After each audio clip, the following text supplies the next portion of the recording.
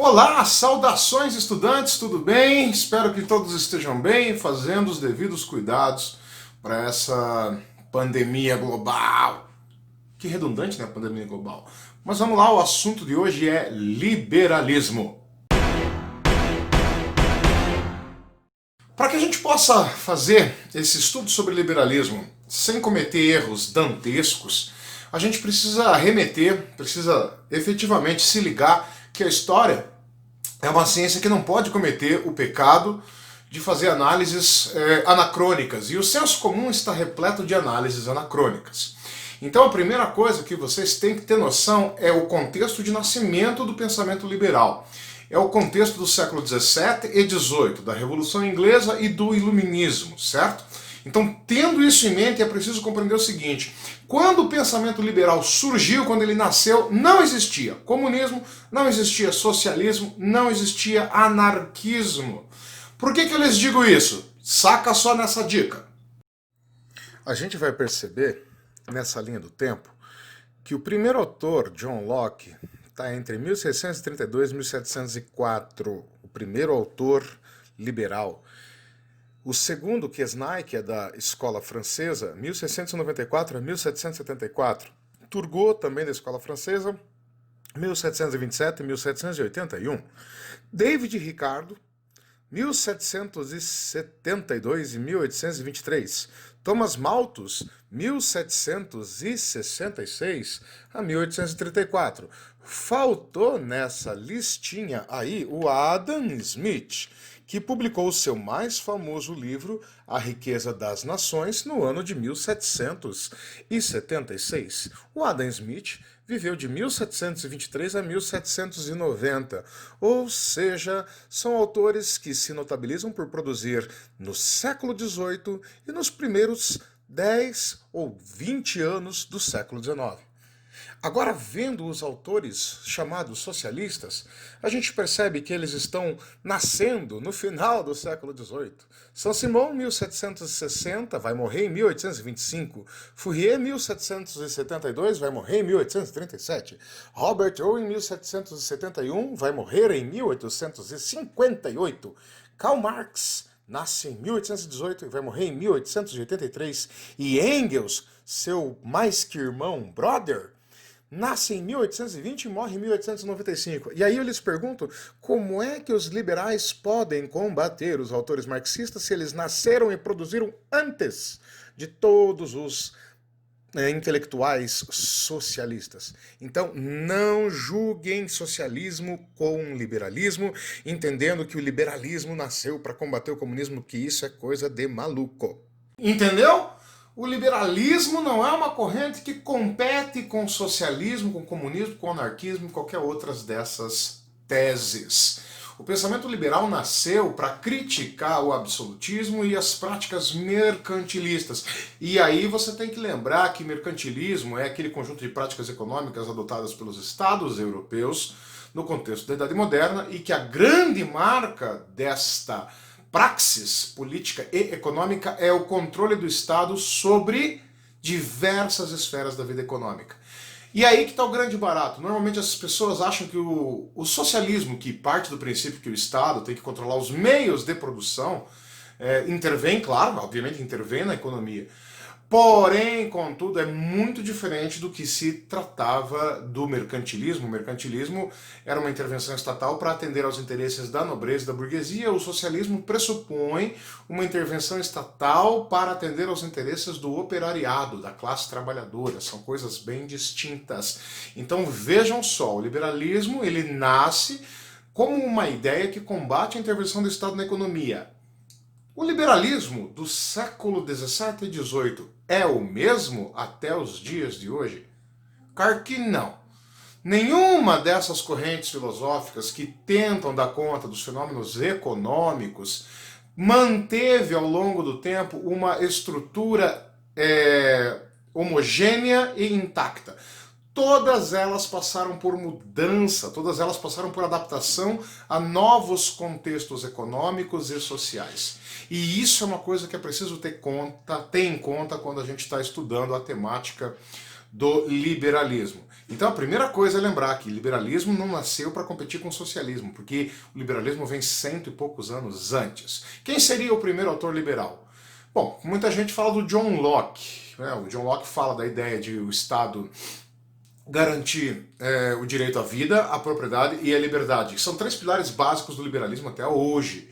O John Locke também fala da ideia de que todo mundo tem que ser proprietário e produzir para que não ficasse dependente de caridade ou até mesmo de ações do Estado. O que significa que o John Locke entende, por exemplo, que é necessário fazer reforma agrária da terra para que as pessoas trabalhem. É interessante você pensar que essa ideia está na gênese do liberalismo. E hoje, se você levanta a mão dizendo eu quero reforma agrária, todo mundo te chama de esquerdista, comunista, petista, pessoalista, anarquista, taxista, taxidermista, enfim, essas coisas, né? As pessoas distorceram muito o que é o pensamento liberal. Basicamente, o pensamento liberal entende que o indivíduo tem que ter acesso pleno à sua liberdade para que nenhum tipo de controle limite o seu crescimento. Nenhum tipo de mecanismo de controle limite o seu crescimento. O indivíduo tem que dar o melhor de si em tudo, certo? E assim, se ele obviamente obtiver um bom resultado com relação às ações, ele vai merecer fazer uso disso. Então, vale lembrar que o princípio de meritocracia é um dos elementos importantes dentro do pensamento liberal. Assim como o princípio de livre concorrência. Né? Se eu tenho uma fábrica de coxinhas e você que está assistindo esse vídeo tem uma fábrica de coxinhas, nós dois temos o direito de termos uma fábrica de coxinhas e não cabe ao Estado a função de permitir que somente eu tenha uma fábrica de coxinhas e vocês não, tá claro? É a ideia de que todo mundo tem que concorrer. Note que isso nada tem a ver com combater socialismo, isso tem a ver com combater monopólios da época mercantilistas. Das épocas mercantilistas. Agora, olha que interessante. A ideia liberal de que o Estado não deve interferir na economia estimulou, por exemplo, que novos governos construídos a partir da Revolução Francesa e da Revolução Inglesa passassem a promover incentivos para a burguesia, como, por exemplo, isenção tributária e coisa do gênero. Outro princípio bacana do liberalismo é a ideia de contrato social entre governante e governado. Isso também está presente no iluminismo. Né? E uma ideia que eu acho muito, muito legal, a ideia do regicídio ou do tiranicídio, assim, a ideia de que o povo pode tirar o governante caso esse governante seja ruim, seja limitador da liberdade.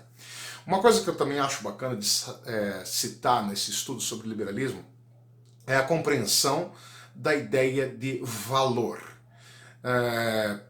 Pensemos assim, quanto custa um milheiro do tijolo? X. Quanto custa um pacote de cal ou de cimento? Y. Ok, a gente sabe disso. A gente sabe que o tijolo, o cimento e o cal, eles têm o mesmo custo se você for dono de uma construtora. E você vai construir uma casa de 78 metros quadrados.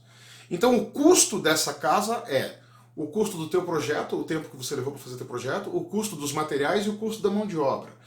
Então, considerando todos esses custos e uma margem de lucro de 30%, o preço final dessa casa ficou em 150 mil. Tranquilo? 150 mil, o custo de produzir. Você ganhou dinheiro, inclusive, né? 30% de lucro aí, em cima do que você, enfim, pagou, né? Enfim, do que você gastou. Né? 30% em cima do custo total. Se você parar para pensar, é uma casa com preço razoável. Agora, coloque essa casa de 78 metros quadrados num bairro chique aqui de Curitiba, sei lá, Jardim Social. Ela vai custar 150 mil?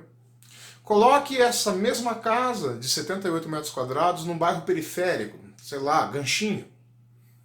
Provavelmente ela vai custar 150 mil. Exatamente 150 mil.